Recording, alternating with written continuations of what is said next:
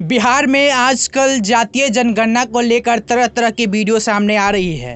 कहीं कंट्रोवर्सी हो रही है तो कहीं कटाक्ष हो रही है। जी हाँ, आपको बता दें कि बिहार में जातिगत जनगणना का फेज़ 2 15 अप्रैल से शुरू हो जाएगा। इसके पहले फेज़ में लोगों को मकान संख्या दिया गया और स्कूल के मास्टर साहब घर घर घूम के सबका मकान संख्या दिए और कौन से गांव में और शहर में कौन से वार्ड में कितने मकान है उसकी गिनती किया थे।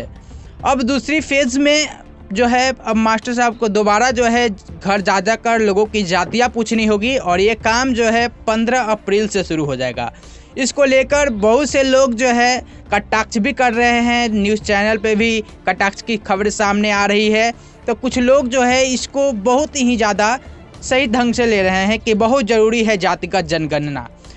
जातिगत जनगणना बहुत ही महत्वपूर्ण टॉपिक इसलिए भी बन जाता है क्योंकि लंबे अरसे से जातिगत जनगणना नहीं हुआ है। जनगणना तो होता रहा है लेकिन जातिगत जनगणना नहीं। जातिगत जनगणना करने का मकसद क्या है वो अभी तक क्लियर नहीं हुआ है सरकार की तरफ से कि आखिर जातिगत जनगणना सरकार करना क्यों चाहती है। 500 करोड़ रुपया बिहार का बर्बाद किया जा रहा है या फिर उपयोग किया जा रहा है, इसका सही तरह से अभी तक तर्क नहीं मिला है। लोग बहुत सारे हैं जो हमारे समाज में बता रहे हैं कि 500 रुपया सरकार जो है बिहार की बर्बादी की ओर ले जा रही है। इससे अच्छा कोई अच्छी योजना बनाकर विकास कार्य में जो है इस पैसे को लगाया जाता। लेकिन जानते हैं सर, ये जातिगत जनगणना बिहार में पहली बार नहीं होने जा रही है। इससे पहले भी कई बार जातिगत जनगणना हो चुकी है लेकिन हमें शायद पता नहीं होगा। तो पूरी जानकारी देने से पहले मैं अपना परिचय दे देना चाहता हूं। मेरा नाम शुभम सिंह है और आप BPDM न्यूज़ देखना शुरू कर चुके हैं। आपको बता दें कि सबसे पहली जातिगत जनगणना 1931 में किया गया था, जब हमारा देश ब्रिटिश शासनकाल के अधीन था, मतलब कि अंग्रेज़ों के गुलाम था। उस समय भी जातिगत जनगणना हुआ था और जातियों में हमारा समाज जो है बट गया था, लेकिन उसका कोई मेन पर्पस नहीं था कि इस तरीके का जो है आरक्षण सिस्टम लाया गया या कुछ। लेकिन फिर से जो है दूसरी जातिगत जनगणना 1941 यानी कि 10 साल बाद हुआ। 1941 में फिर से जातिगत जनगणना हुआ लेकिन इसका डाटा जो है सार्वजनिक नहीं किया गया। उसके बाद 1951 में जातिगत जनगणना हुआ लेकिन उसे जनगणना का नाम दिया गया। जातिगत जनगणना न करके जनगणना, उसका भी डाटा जो है सार्वजनिक नहीं किया गया। लेकिन आरक्षण की जो नीति बनी वो 1951 का जो जनगणना हुआ उसी के आधार पे और 1941 में जनगणना हुआ था उसी के आधार पे बना था। और उस समय जो है आरक्षण सिर्फ SC और ST कैटेगरी को दिया गया था, मतलब अनुसूचित जाति के लोग थे और अनुसूचित जनजाति के लोग थे, उनको आरक्षण दिया गया था। उसके बाद जो है जनगणना 10 साल पे होते गया, सरकार जनगणना करवाती गई लेकिन लोगों की जातियाँ सार्वजनिक नहीं हुआ। लेकिन आज 2023 में जब जातिगत जनगणना हो रहा है तो इसमें लोगों से जातियाँ ही नहीं पूछे जाएगी। लोगों के जातियाँ के साथ साथ उनके धर्म, उनकी घर में कमाई का क्या क्या साधन है, उनका पारिवारिक एनुअल मतलब कि सालाना आय कितना है, इसके साथ साथ शैक्षणिक योग्यता और कई सारे सवाल पूछे जाएंगे। सवाल की लिस्ट है मेरे पास, मैं आपको बता दूंगा। कुल 17 सवाल हैं जो जातिगत जनगणना में पूछे जाएंगे। लेकिन जातिगत जनगणना की जो डाटा आएगी क्या इस बार सार्वजनिक किया जाएगा और इस पे बिहार की राजनीति पे क्या कुछ प्रभाव पड़ेगा, ये सार्वजनिक होने पे तय होगी।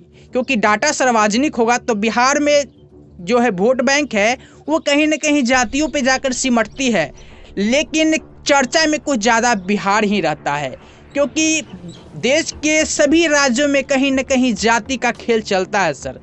जब बात पॉलिटिक्स की आती है, राजनीति की आती है, तो हर एक क्षेत्र में कुछ लोग हैं, कुछ समाज है जो जातिगत वोट देती है। भले ही बिहार में कुछ खास जातियाँ को जो है टारगेट किया जाता है और उन्हीं का जो है वोट बैंक को महत्वपूर्ण दिखाया जाता है कि उनकी संख्या ज़्यादा है, लेकिन देश के हर एक कोने में राजनीति में जाति जो है पॉलिटिक्स में मैटर कर ही जाती है।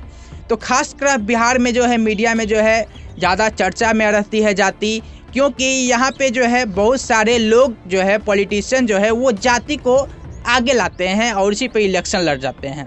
बाकी ये जातिगत जनगणना हो रहा है, इसमें कुल 215 जाति जो है बिहार सरकार निकाली है और उसका सभी का कोड जारी कर दिया गया है। और कोड जारी होने से ही जो है थोड़ा सा हलचल तेज हो गया है और सभी लोग जो है जिस जाति के हैं अपने फेसबुक पे अपना जाति का कोड पोस्ट करने में लगे हुए हैं। इस पे बहुत सारा बात भी कर रहे हैं, सब लोग अपने अपने जाति के लिए जो है लोगों को जागरूक कर रहा है कि भाई देखिए गड़बड़ाना नहीं है। क्योंकि कुछ अखबार के पन्ने 1-2 दिन पहले भी जो है पृष्ठ जारी किया था जिसमें जाति का कोड बताया गया था, जो कोड थोड़ा सा इधर उधर है, तो उसके लिए भी जो है थोड़ा सा लोग कंफ्यूज हो गए थे कि उनकी जाति का कोड क्या है। तो अब ऑफिशियल जो है कोड आ गया है, वो आपको हम स्क्रीन पर भी दिखा देंगे। कुछ खास जातियां हैं जैसे कि भूमिहार जाति का जो कोड 144 बताया जा रहा था, लेकिन जो नया पृष्ठ आया है उसमें उनका कोड 142 है।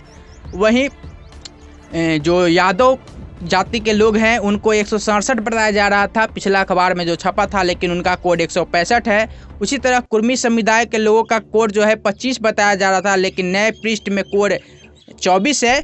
तो इसी तरह कुल 215 जातियां हैं। स्क्रीन पे हम आपको दिखा रहे हैं, आप देख सकते हैं किस तरीके से जो है जाति का लिस्ट है। लेकिन बिहार की राजनीतिक में क्या इसका कुछ परिणाम आएगा? क्या रिजर्वेशन सिस्टम में बदलाव किया जाएगा? क्या जो है विधायकी का जो आरक्षण है उसमें भी कुछ बदलाव होगा? क्योंकि देश के आज़ादी के समय जो हमें आरक्षण मिला था वो पुराना सिस्टम पे आरक्षण बेस्ड था और ये 500 करोड़ रुपया जो बिहार में जाति जनगणना में लग रही है सर, क्या इसका सही उपयोग होगा? नीतीश कुमार, लालू यादव या फिर बीजेपी के कई नेता हो, ये बिहार में राजनीति का आखिर किस स्तर का कर रहे हैं?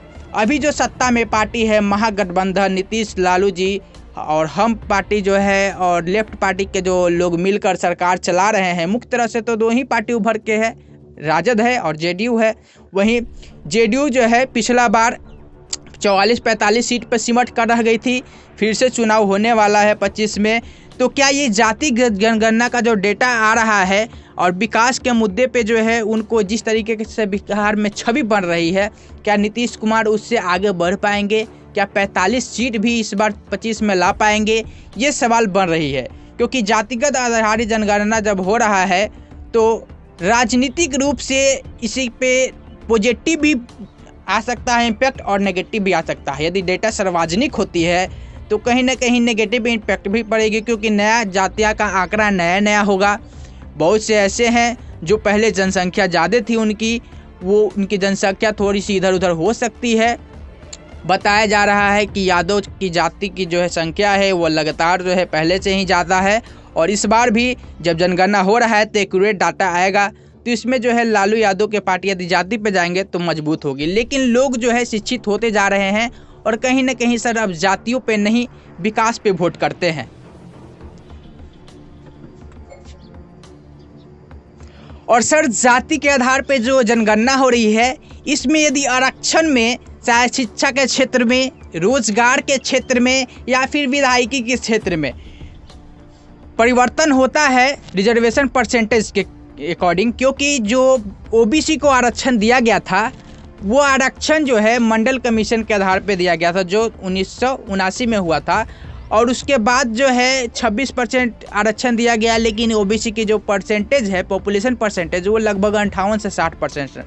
और जो 1941 के बाद जो जनगणना हुआ 51 में, उसके बाद जो है जातिगत जनगणना में सिर्फ गणना जो होती है वो SC ST कैटेगरी के लोगों की ही होती है, बाकी ओबीसी और जनरल कैटेगरी के लोगों की जातिया की जनगणना नहीं हुई है। तो इस बार हो रही है तो बहुत ही कुछ ना कुछ सोच समझकर ही किया जा रहा होगा और इसका क्या इम्पैक्ट पड़ेगा लोगों के जीवन में, पॉलिटिशियन के जीवन में, बिहार के राजनीतिक पे, वो आप समझ ही सकते हैं भली भांति। बाकी आप क्या सोचते हैं इस जाति जनगणना के बारे में हमें कमेंट में ज़रूर बताइए और हमें इस वीडियो को पसंद किए हैं तो इस वीडियो को आप लोग लाइक कर लीजिए। यूट्यूब पे देख रहे हैं हमारे चैनल को सब्सक्राइब कीजिए, फेसबुक पेज पे देख रहे हैं हमारे पेज को लाइक और फॉलो कीजिए। धन्यवाद। जय हिंद, जय भारत।